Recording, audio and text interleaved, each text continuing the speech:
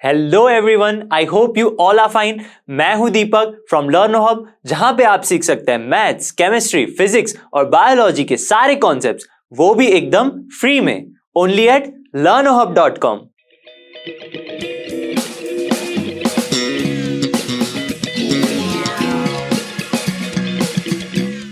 आज हम करेंगे एनसीईआरटी सॉल्यूशंस। जी हाँ, क्लास 11 के चैप्टर स्ट्रेट लाइंस की एनसीईआरटी सॉल्यूशंस करेंगे, जिसमें हम 10.1 एक्सरसाइज के क्वेश्चन 1 से लेके 7 तक के सारे क्वेश्चंस को डिटेल में सॉल्व करेंगे।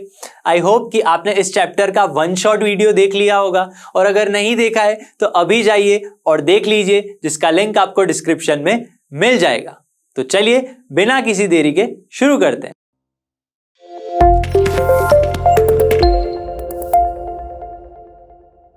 10.1 का फर्स्ट क्वेश्चन है यहाँ पे, draw a quadrilateral in the Cartesian plane. मतलब एक्स और वाई एक्सिस का यूज करके आपको एक क्वाड्रिलेटरल ड्रॉ करना है, हुज वर्टिसेस आर, जिसकी वर्टिसेस हमें दे दी गई है। कौन सी है? ये रही, 4 वर्टिसेस है, -4, 5, 0, 7, 5, -5 and -4, -2। Also find its area, मतलब हमें उसका एरिया भी फाइंड करना है। लेकिन सबसे पहले हम ड्रॉ करेंगे।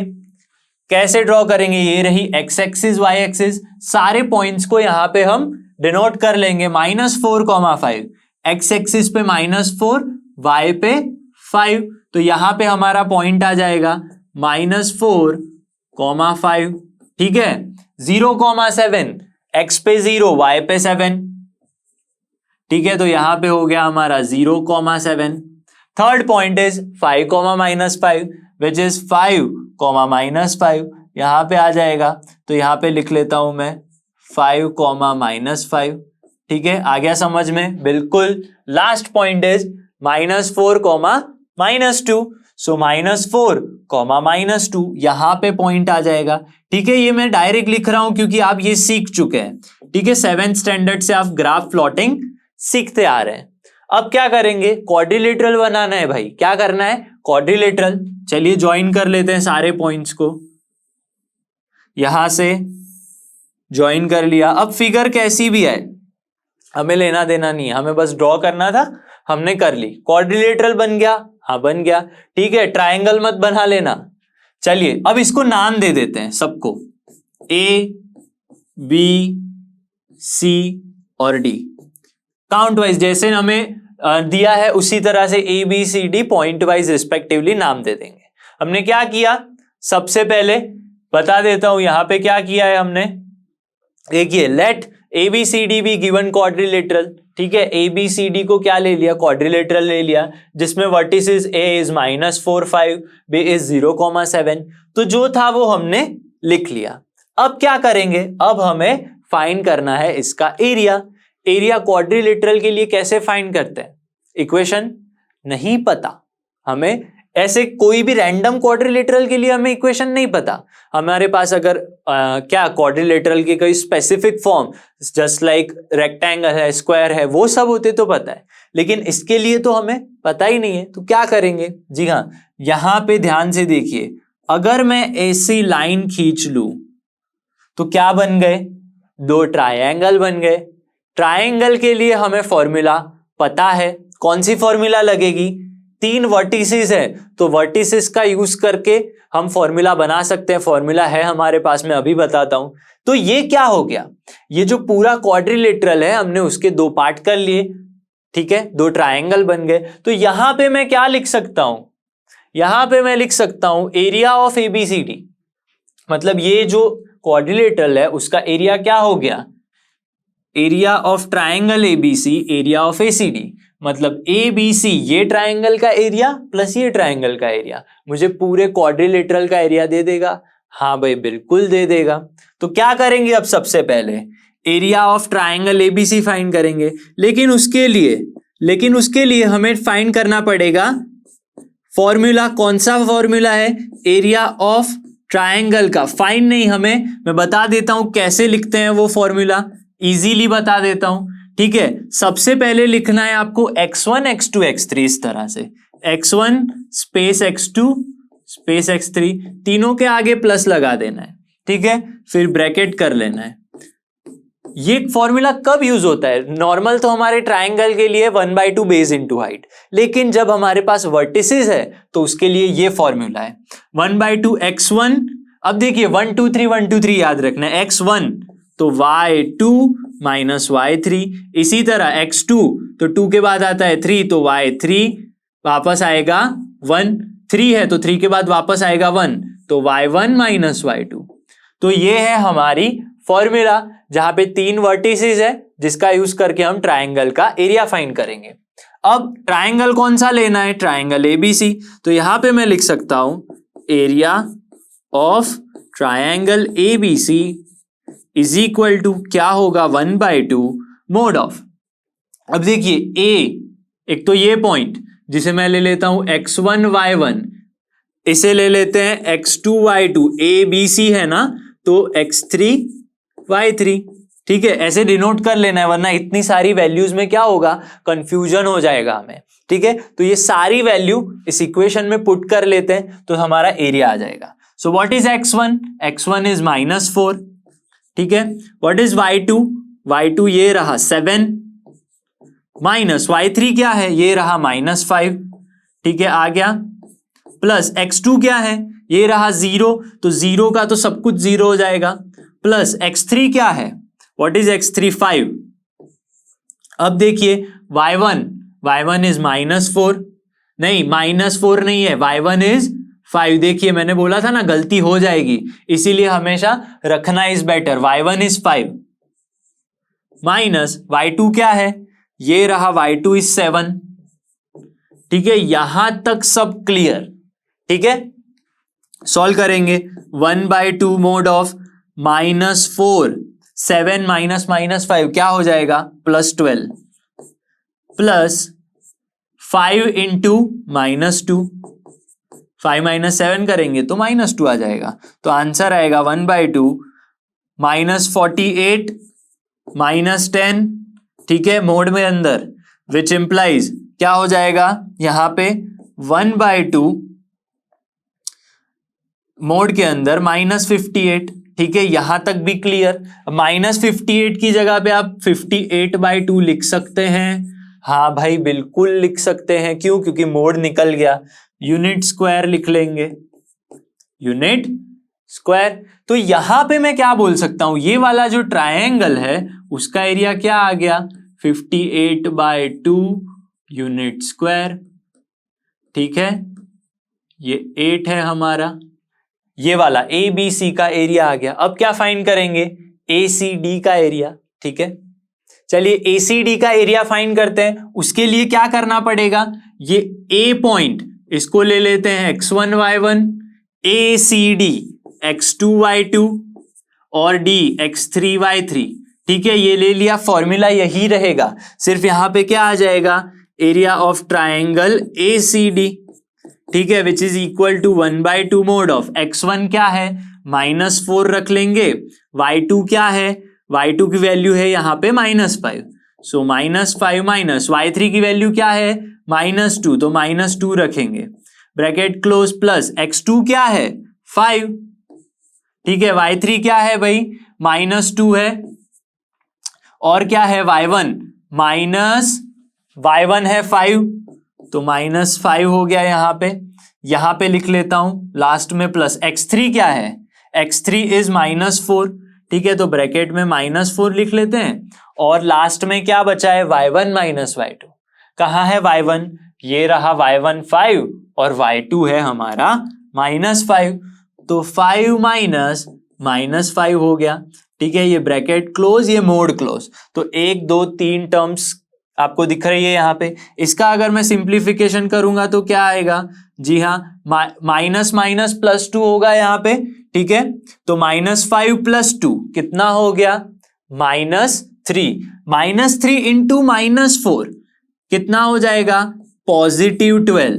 ठीक है, -2 -5 -7 हो गया, -7 इंटू 5 -35। ठीक है, ये वाली टर्म देखिए, 5 माइनस माइनस प्लस, तो 5 + 5 10 हो गया, 10 इंटू -4 -40, ये 3 चीजें आ गई।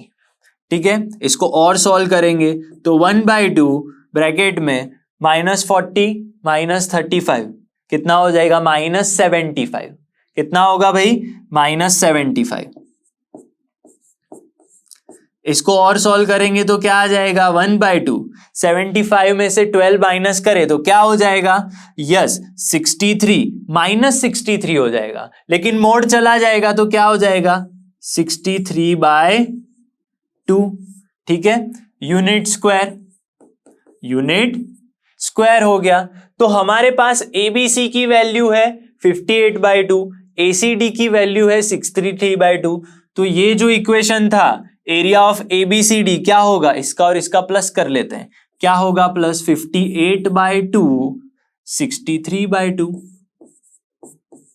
ठीक है, तो दोनों का प्लस। अब इसको मैं लिख रहा हूं यहां पे, ठीक है, समझिएगा ध्यान से, इन दोनों का प्लस कीजिए, क्या हो जाएगा, 8 + 3 1 आ गया 121/2 यूनिट स्क्वायर। क्या आया पर, ये हमारा जो ABCD था उसका आ गया एरिया। ABCD का एरिया क्या आ गया, 121/2 यूनिट स्क्वायर, जो है दो ट्रायंगल के एरिया का सम। तो चलिए देखते हैं क्या है question number 2। The base of equilateral triangle, जो मैं वर्ड्स कर रहा हूं उसके ऊपर ध्यान से कॉन्सेंट्रेट कीजिएगा आप। बेस, इक्विलेटरल ट्रायंगल सबको पता है क्या होता है, जी हां, जिसकी तीनों साइड सेम होती है, with side 2a lies along the y axis. अब इतने क्वेश्चन को समझते हैं। एक इक्विलेटरल ट्रायंगल है जिसका बेस है वो कहां पे है, y एक्सिस पे है। ठीक है, such that the mid point of the base, मतलब जो हमारा बेस है वो y एक्सिस पे है, उसका मिड पॉइंट वो कहां पे है, यस एट द ओरिजिन, मतलब x और y एक्सिस का जो ओरिजिन है वहां पे ट्रायंगल की एक साइड का मिड पॉइंट है। Find the vertices of the triangle. तो सबसे पहले हम फिगर ड्रॉ करते हैं। चलिए कैसे ड्रॉ करेंगे, ये हमारी x एक्सिस हो गई, ये हमारी y एक्सिस हो गई। ठीक है, ये x एक्सिस, ये y एक्सिस। फिर से क्वेश्चन को देखिए, बेस ऑफ इक्विलेटरल ट्रायंगल कितना है, 2a, तुम और वो कहां पे है, y एक्सिस पे। मान लीजिए ये है हमारा बेस, यहां तक 2a, ये लेंथ कितनी है, 2a हो गई, आ गया समझ में यहां तक। y एक्सिस पे बोला है हमें, इसीलिए उसका बेस हमने कहां लिया, y पे। Such that mid point is at the origin, मतलब यहां पे क्या है, ओरिजिन है, और इस बेस का क्या बन रहा है, मिड पॉइंट बन रहा है। अब ये पूरा का पूरा 2a है, if this is the mid point तो इसकी वैल्यू a हो जाएगी, इस लेंथ की भी वैल्यू क्या हो जाएगी बच्चों, a हो जाएगी। अब देखिए हमें वर्टिसेस फाइंड करना है, कैसे फाइंड करेंगे, फिगर में ही पता चल जाएगा। अगर इसकी लेंथ a है तो ये वर्टिसेस क्या होगा, यस 0, a, पॉजिटिव a आएगा यहां पे। इसकी भी लेंथ a है तो x कोऑर्डिनेट तो 0, लेकिन y की लेंथ क्या है, a है, पर कहां पे है, नेगेटिव y एक्सिस पे, तो कोऑर्डिनेट्स क्या होंगे, 0, है। ठीक है, अब बोला है कि हमारा जो ट्रायंगल है वो कैसा है, इक्विलेटरल है। तो मान लीजिए कि यहां पे हमारा ट्रायंगल बन रहा है इक्विलेटरल। ठीक है, इस पॉइंट को मैं A नाम दे देता हूं, इसे हम B नाम दे देते हैं, इसे C दे देते हैं। ठीक है, तो ट्रायंगल ABC बन गया। ठीक है, इक्विलेटरल हो गया, इस साइड की लेंथ भी 2a, इसकी भी 2a और AB की भी 2a। ठीक है, तो यहां पे हम लिख सकते हैं let triangle ABC be equilateral triangle. तो क्या हो जाएगा, यस हमारा जो AB है और BC है और CA, सबकी वैल्यू क्या हो जाएगी, 2a, क्योंकि एक साइड की लेंथ हमें 2a दे दी है। अब ये हमारा ओरिजिन O है। ठीक है, और क्या मिल रहा है हमें, मिड पॉइंट है, तो OB is equal to OC है, OB is equal to OC is equal to A। Reason क्या लिखेंगे, ओरिजिन इज मिड पॉइंट। ठीक है, मिड पॉइंट है। अब आगे क्या करना है, अब हमें ए की वर्टिस, ए पॉइंट है उसके वर्टिसेस फाइंड करने हैं। कैसे करेंगे, यहां पे देखिए एक्स वाई कोऑर्डिनेट है, तो ये हमारा क्या हो गया 90 डिग्री हो गया। जी हां, अब 90 डिग्री है तो पाइथागोरस लग सकता है ट्रायंगल में। यस लगेगा। देखिए ए ओ बी, यहां पे मैं लगाता हूं इन ट्रायंगल, कौन सा ट्रायंगल है, ए ओ बी। पाइथागोरस लगाएंगे तो क्या होगा, A B square is equal to O B square plus O A square. यहां तक आ गया समझ में, O B square plus O A square.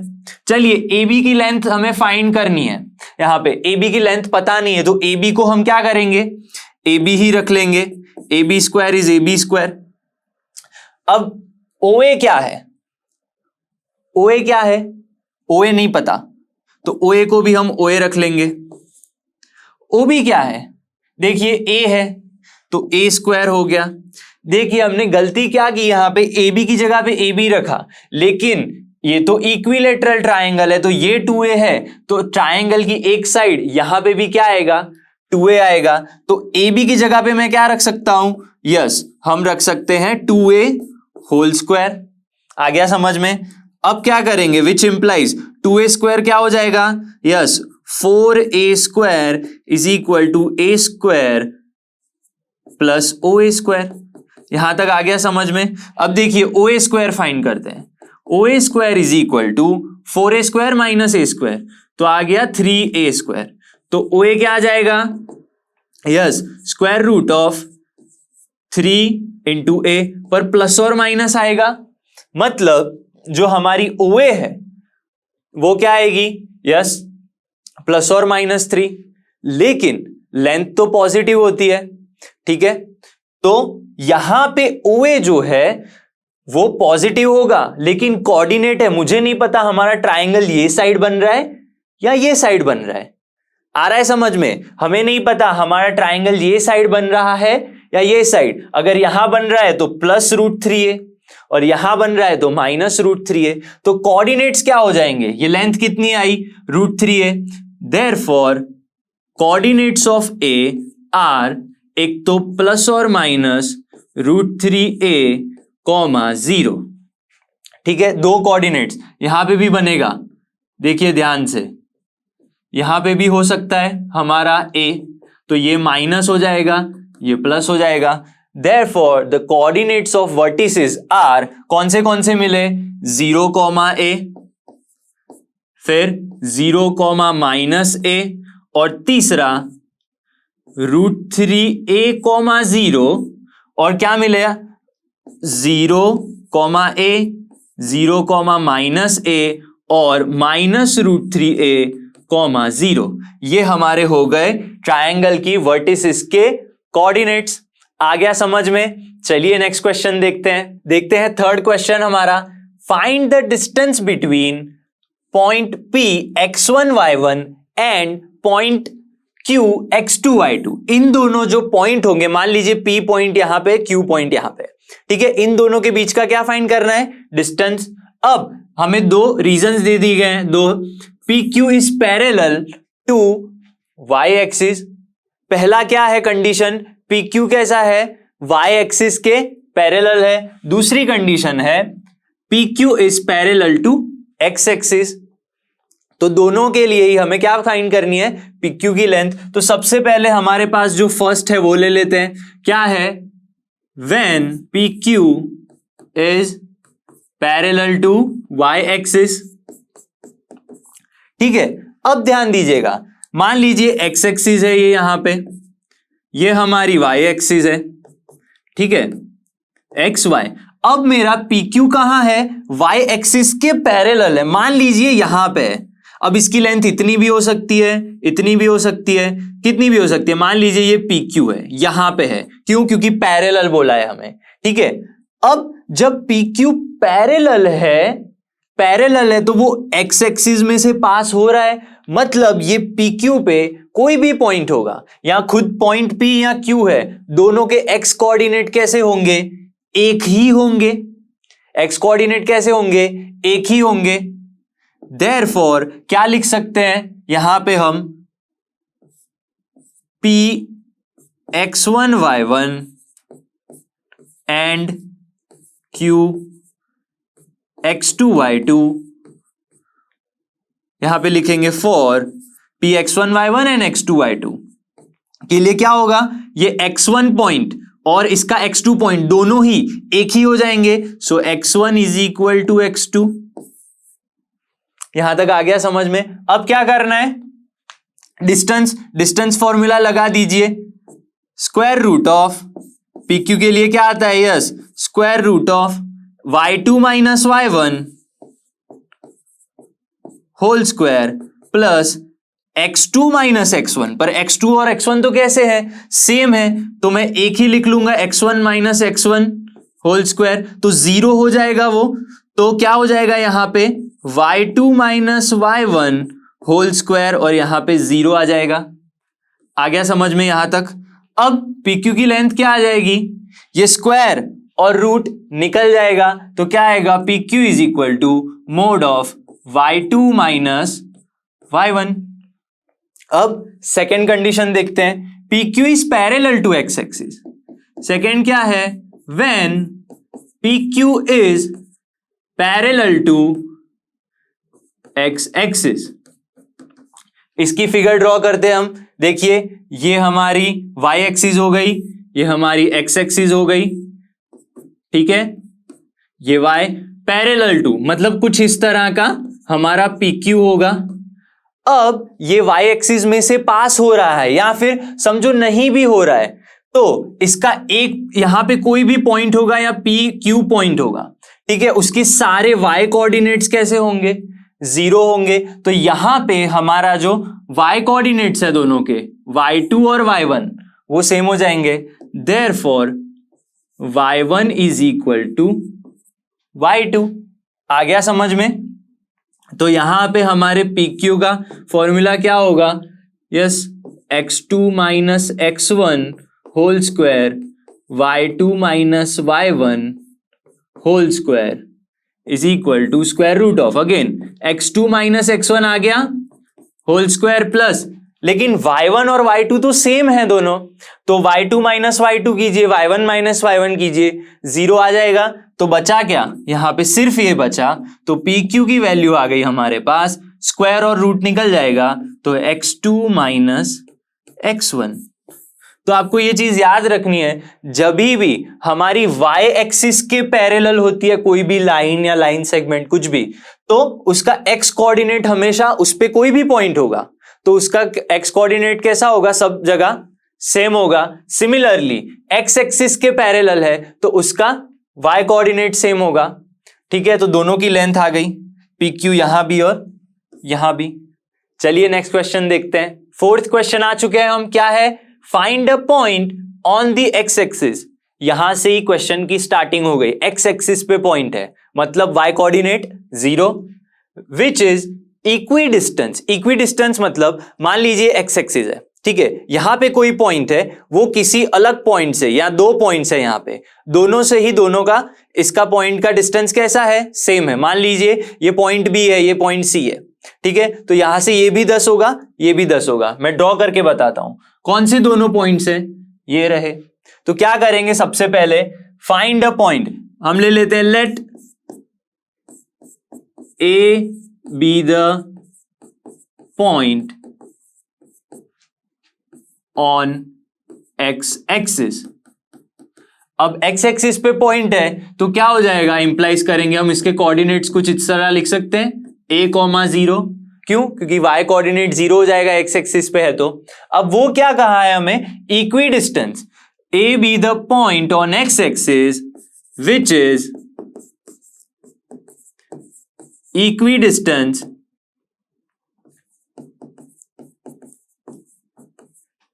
From the points. कौन से पॉइंट्स हैं, यहां पे ले लेते हैं, इसको B नाम ले लेते हैं, B 7,6 और कौन सा है, C नाम ले लेते हैं 3,4, ठीक है। अब दोनों से इक्वी डिस्टेंस है, मतलब A से B तक की जो डिस्टेंस है, मान लीजिए 5 है, मानना है नहीं, ठीक है, तो A से C तक का भी डिस्टेंस कैसा होगा, 5 ही होगा। तो यहां पे मैं लिख सकता हूं ये इक्वी डिस्टेंस है, इस पे गौर कीजिएगा, इक्वी डिस्टेंस है, इसीलिए A B is equal to A C हो गया। ठीक है, अब कोऑर्डिनेट्स पता है तो लेंथ भी फाइंड कर सकते हैं। तो ए बी के लिए क्या आएगा फॉर्मूला यहां पे, ए और बी, ठीक है, वो x1 y1 हो गया, ये x2 y2 हो गया। ठीक है, तो x2 माइनस x1, तो यहां पे हो जाएगा 7 minus a whole square plus y2 minus y1, मतलब 6 माइनस 0 क्या हो जाएगा, 6 हो जाएगा स्क्वायर। ये फॉर्मूला है लेंथ की। ठीक है, आपने 10th स्टैंडर्ड में भी पढ़ चुकी है, मैं फिर से बता देता हूं। ए और बी पॉइंट है, x1 y1 और x2 y2। ठीक है, तो डिस्टेंस फॉर्मूला क्या होगा, yes, A B is equal to square root of x1 x2 minus x1 whole square plus y2 minus y1 whole square. उसी फॉर्मूला का यूज कर रहे हैं। सिमिलरली ए और सी की बात देखिए, ये x2 y2 हो गया, ये x1 y1 हो गया, तो x2 माइनस x1 3 माइनस ए का होल स्क्वायर प्लस 4 माइनस 0 का होल स्क्वायर, पर स्क्वायर रूट भी तो है। अब दोनों साइड क्या कर लेते हैं, स्क्वायर ले लेते हैं तो इजी हो जाएगा। सो 7 माइनस ए स्क्वायर क्या हो जाएगा, 49 माइनस 14a। इसका तो फॉर्मूला आता ही चाहिए सबको। ये a square, 6 square is 36 which is equal to 3 square 9 minus 6a plus A square plus 16। ठीक है, अब क्या करेंगे, ए स्क्वायर कैंसल हो गया, यहां पे क्या हो गया, ए स्क्वायर कैंसल हो गया। अब देखिए क्या करेंगे, 6a और 14a इन दोनों को साथ में लेके आएंगे और ये नंबर्स बचे हैं जो 49 36 उन सबको साथ में लेके आएंगे। चलिए करते हैं, यहां पे 49 प्लस 36 हो जाएगा 85 minus 14a which is equal to 16 plus 9 हो जाएगा 25 माइनस 6a। तो इसका आंसर हम यहां लिखेंगे 85 माइनस 25 कर लेते हैं। 85 minus 25 is equal to minus 14 वहां पे गया तो पॉजिटिव हो जाएगा, सो 14a माइनस 6a। तो आंसर आ गया आपका यहां पे 14 माइनस 6 क्या हो जाएगा 8a, 85 minus 25 which is equal to 60। तो a की वैल्यू हो जाएगी 60 बाय 8। तो आप डिवाइड करेंगे तो आंसर विल बी 15 बाय 2। ठीक है, तो a की वैल्यू मिल गई, पर हमें फाइंड क्या करना है यहां पे, find a point on x axis. a तो क्या था, कोऑर्डिनेट है, हमने पहले ही कोऑर्डिनेट वर्टिस a उसकी क्या कर ली, a और 0 कोऑर्डिनेट्स फाइंड कर लिए। तो पॉइंट कौन सा होगा, यस, पॉइंट कौन सा, a कॉमा 0, मतलब 15 by 2 comma 0 is required point which is equidistance from 7 6 and 3,4। चलिए नेक्स्ट क्वेश्चन की ओर बढ़ते हैं। क्वेश्चन 5 है यहां पे, find the slope of line. Line का क्या फाइंड करना है, स्लोप। आपने वन शॉट वीडियो देखा होगा तो उसमें फॉर्मूला है, मैं फिर से बताऊंगा क्वेश्चन को सॉल्व करते time, which passes through the origin, origin में से पास हो रहा है, ठीक है, and the mid point of the line segment joining the points 0, -4 and 8,0। आप बोलेंगे ये सब क्या है, ओरिजिन में से भी जा रहा है, पॉइंट्स में से भी जा रहा है। एक सिंपल सी फिगर ड्रॉ करेंगे तो आपको समझ में आ जाएगा कि हमारा क्वेश्चन किस टाइप का है।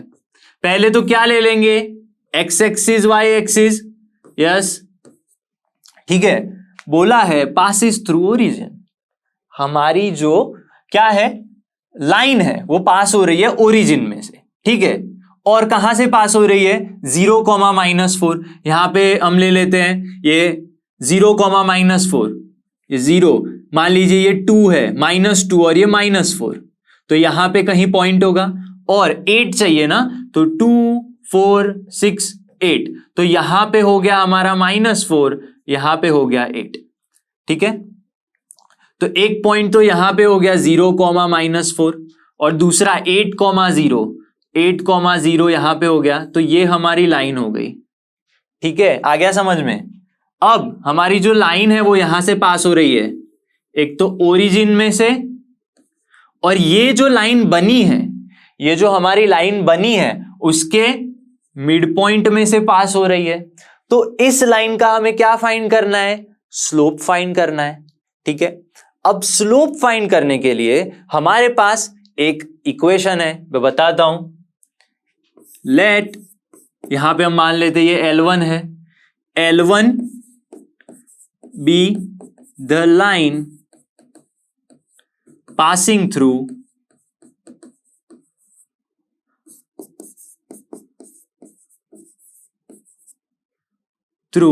origin and the midpoint of PB। ठीक है, इन दोनों के मतलब PB के मिड पॉइंट में से पास हो रही है। -4, 0,-4 ये P हो गया, और ये 8,0 ये B हो गया। ठीक है, मतलब इसका मिड पॉइंट, मतलब लाइन पे एक ये पॉइंट है और एक ये पॉइंट है जिसका हमें स्लोप फाइंड करना है। ठीक है, तो अब एक और चीज, जब हमें लाइन का स्लोप फाइंड करना होता है और लाइन अगर दो पॉइंट्स में से पास हो रही है, तो हमारे पास इक्वेशन है। क्या है equation? Yes, slope of L1 is equal to, कहां से पास हो रही है? दो पॉइंट्स में से। क्या होगा? y2 - y1 upon x2 - x1। यहां से लाइन पास हो रही है, तो ये होगा स्लोप। लेकिन स्लोप के लिए मेरे पास यहां तो कोऑर्डिनेट्स की वैल्यू है 0,0, ओरिजिन में से पास हो रही है, लेकिन इस पॉइंट के कोऑर्डिनेट्स नहीं है, तो फाइंड करने पड़ेंगे। अब ये तो हो गया मिड पॉइंट। क्या हो गया? मिड पॉइंट हो गया। तो कोऑर्डिनेट्स ऑफ, यहां लिखेंगे coordinates of mid point of P 0,-4 and B 8,0। Mid point कैसे फाइंड करते हैं? Yes, x1 + x2/2, y1 + y2/2। तो x1 + x2 क्या हो जाएगा यहां पे? 0 + 8/2, -4 + 0/2। क्या आ जाएगा आंसर? 8/2 इज 4 और -4/2 इज -2। तो यहां पे मैं लिख सकता हूं जो हमारा स्लोप है पासिंग थ्रू, कहां से पास हो रहा है बच्चों? यस, एक तो 4, -2 और ओरिजिन में से। ठीक है, तो ओरिजिन इज 0,0। तो एक तो आपके पास ये पॉइंट हो गया और एक ये पॉइंट हो गया, तो इसको ले लेते हैं x2 y2। तो y2 - y1, y2 - y1 which is -2 - 0, x2 ये रहा 4 -x1 भी 0 which is equal to -2/4। Yes, आ जाएगा -1/2। ये क्या आ गया? स्लोप आ गया। अब क्या फाइंड करना था? Find the slope. आ गया स्लोप। चलिए नेक्स्ट क्वेश्चन देखते हैं। क्या है? 6th क्वेश्चन देखते हैं। विदाउट यूजिंग पाइथागोरस थियरम, मतलब पाइथागोरस थियरम का यूज नहीं करना है। किस लिए नहीं करना है? Show that the points 4,4, 3,5 and -1, ये तीनों ही पॉइंट जो है are the vertices of right angle triangle. Right angle triangle मतलब 90 डिग्री वाला ट्राइंगल प्रूव करना है, लेकिन पाइथागोरस का यूज नहीं करना है। अब पाइथागोरस होता तो हम इजीली फाइंड कर सकते। कैसे? लेंथ ले लेते सबकी, ये मान लो ए बी और सी पॉइंट है, तो ए बी, बी सी और ए सी तीनों लेंथ ले लेते और कंपेयर कर लेते, AC² is equal to AB² + BC² आ रहा है कि नहीं। पर ये तो बोला ही नहीं है। हमारा चैप्टर कौन सा है? लाइंस वाला, जिसमें हम क्या यूज करते हैं? स्लोप्स फाइंड करते हैं लाइन के। तो यहां भी हम क्या करेंगे? तीनों पॉइंट्स लेके स्लोप्स फाइंड करेंगे। अब आप बोलोगे कि स्लोप से मैं कैसे परपेंडिकुलर प्रूफ कर सकता हूं? एक हमारे पास रूल है, यहां पे मैं बताता हूं। If M1 is into M2 is equal to -1, मतलब कोई दो लाइंस है, ठीक है, L1 और L2, उनके क्या है स्लोप्स M1 और M2, उनका अगर मल्टीप्लीकेशन -1 आ रहा है then L1 is perpendicular to L2, मतलब हमें सबका क्या फाइंड करना है स्लोप, और किसी भी दो का मल्टीप्लीकेशन क्या आना चाहिए -1, तो वो दोनों लाइंस कैसी हो जाएंगी परपेंडिकुलर, और लाइंस परपेंडिकुलर है वर्टिसेस ज्वाइन करने के बाद, तो परपेंडिकुलर मतलब तो ट्रायंगल हो गया राइट एंगल। तो करेंगे proof, late A 4,4 B 3,5 and C -1, -1 be the vertices of triangle, कौन सा ट्रायंगल ABC, ठीक है, तीनों की वर्टिसेस हो गई। अब मुझे इसका स्लोप फाइंड करना है, स्लोप ऑफ AB मैं ले लेता हूं M1, क्या ले लेते हैं इसे M1। अब आपको पता है जब कोई लाइन दो पॉइंट्स में से पास हो रही हो जिसके कोऑर्डिनेट हो x1 y1 x2 y2, ठीक है, तो उस लाइन के स्लोप का फॉर्मूला क्या होता है, yes y2 minus y1 upon x2 minus x1। अब ये x1 y1 ले लीजिए, यहां पे ये x2 y2 ले लीजिए, तो y2 माइनस y1 क्या हो जाएगा 5 माइनस 4 हो गया, यहां तक समझ में आ गया। x2 माइनस x1 मतलब 3 माइनस 4, ठीक है, यहां तक हो गया, इज इक्वल टू 5 माइनस 4 हो जाएगा 1, 3 माइनस 4 भी क्या हो जाएगा -1, तो 1 बाय -1 -1 आ जाएगा, हाँ जी आ जाएगा। अब स्लोप ऑफ BC ले लेते हैं, B और C का स्लोप, उसे मैं ले लेता हूं M2, ठीक है, सीधा करते हैं अब y2 माइनस y1 मतलब -1 -5 -1 -5, नीचे क्या होता है x2 minus x1 x2 minus x1 -1 -3, तो क्या आ जाएगा -6 बाय -4 बच्चों, -6 by -4 which is equal to 3/2, easy. Again अब तीसरी लाइन बच गई AC, स्लोप ऑफ AC मैं ले लेता हूं M3, ठीक है, यहां तक हो गया। एक ये वाला पॉइंट है और एक ये वाला पॉइंट है, क्या करेंगे A और C, तो -1 -4 डिवाइडेड बाय -1 -4, क्या आ जाएगा ये सबका आंसर, तो 1 ही आ जाएगा, -5 बाय -5 1 आंसर आ जाएगा।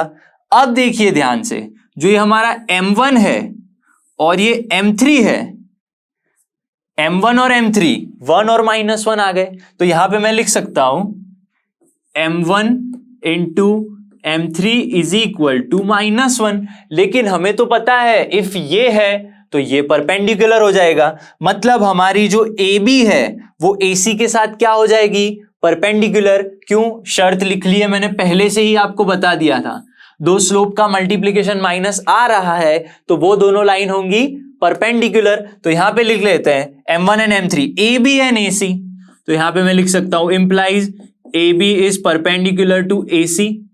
अब दोनों में कॉमन पॉइंट कौन सा है A, तो यहां पे लिख सकते हैं therefore triangle ABC is right angle at A, right angle at point A। आ गया समझ में। चलिए नेक्स्ट क्वेश्चन देखते हैं। क्वेश्चन नंबर 7 है हमारे पास, find the slope of the line. Slope का फॉर्मूला अब तो याद रह गया होगा, ठीक है, कोऑर्डिनेट्स होते हैं तो, which makes an angle of 30 degree with positive direction of Y axis measured anti clockwise. धीरे धीरे समझते हैं। Find the slope of line, मतलब एक लाइन है जो एंगल बना रही है 30 डिग्री का, किसके साथ? Positive direction of Y axis. मतलब कुछ फिगर इस टाइप की हो सकती है। देखिए ये वाई एक्सिस हो गई, ये एक्स एक्सिस हो गई। अब वाई एक्सिस के साथ एंटी क्लॉकवाइज पॉजिटिव में यहां पे बच्चों बना रही है वो 30 डिग्री का एंगल। एंटी क्लॉकवाइज भी हो गया, पॉजिटिव वाई भी हो गया, मतलब इतना एंगल 30 हो वैसी लाइन। मान लो ये हो गई, ठीक है, ये हमारी लाइन एल हो गई। हो गया y के साथ 30 डिग्री का एंगल, पॉजिटिव भी हो गया, एंटी क्लॉकवाइज भी हो गया, तीनों चीजें आ गई, पॉजिटिव, एंटी क्लॉकवाइज, y और 30, ठीक है। लेकिन हम तो हमेशा लाइन का जब स्लोप फाइंड करना होता है हमें, so we use X axis, ठीक है। तो यहां पे मैं लिख सकता हूं line making an angle 30 degree with positive y-axis will make कितना एंगल बनाएगी? ये तो 90 है, आप सभी को पता है। तो 90 + 30 इतना क्या हो गया? 90। ये समझिए क्या, यहां ये 90 है, ठीक है, और ये 30 है, तो पूरा एंगल क्या बन जाएगा? 120। तो एक्स एक्सिस के साथ कितना एंगल बन रहा है लाइन एल का? 120 will make angle of 120 degree with किसके साथ? Positive x axis. समझ गए? जो हमने ड्रॉ किया उसको वर्ड्स में लिख लिया। आपको ये सारी चीजें लिखनी पड़ेंगी एग्जाम में, आप ऐसे ही डायरेक्ट नहीं बोल सकते, ठीक है, कि 120 आ गया, कहां से आया, ऐसे बताना पड़ेगा। Will make positive 120 degree with positive x axis in anti clockwise direction, AC direction, ठीक है। यहां तक हो गया क्लियर? अब हमें क्या फाइंड करना है, ध्यान से देखिए। We want to find the slope. अब स्लोप कैसे फाइंड करते हैं? Yes, slope of line L मान लीजिए m है, लेकिन मैंने तो आपको अब तक जो है वो कोऑर्डिनेट्स होते हैं y2 - y1 divided by x2 - x1 वाली फॉर्मूला से अब तक हमने सम किए, ठीक है। ये क्या है? थीटा है, तो इसकी भी फॉर्मूला है। जो स्लोप होता है वो होता है tan थीटा के इक्वल। आ गया समझ में? तो m = tan थीटा कितना है? tan थीटा क्या है? 120। आ गया समझ में? ये एंगल थीटा है 120, लेकिन tan 120 की तो वैल्यू हमें नहीं पता। कैसे फाइंड कर सकते हैं? ऐसे लिख सकता हूं मैं, tan 120 मतलब 180 डिग्री माइनस 60। ट्रिग्नोमेट्री वाले चैप्टर में सीखा ही होगा आपने, ठीक है। लेकिन जब 180 - 60 डिग्री में करता हूं तो tan की वैल्यू हो जाती है -tan ऑफ थीटा। ये फॉर्मूला है tan pi - theta is equal to -tan theta. क्यों? क्योंकि पाई मतलब 180 और उसमें मैं माइनस जाऊंगा, पीछे सेकेंड क्वाड्रेंट आएगा, तो सेकेंड क्वाड्रेंट में tan की वैल्यू माइनस होती है। तो 120 का 180 - 60, और इसको हम लिख सकते हैं -tan ऑफ 60। tan 60 की तो वैल्यू पता है, √3। तो हमारी जो लाइन है उसका क्या स्लोप क्या आ गया? -√3।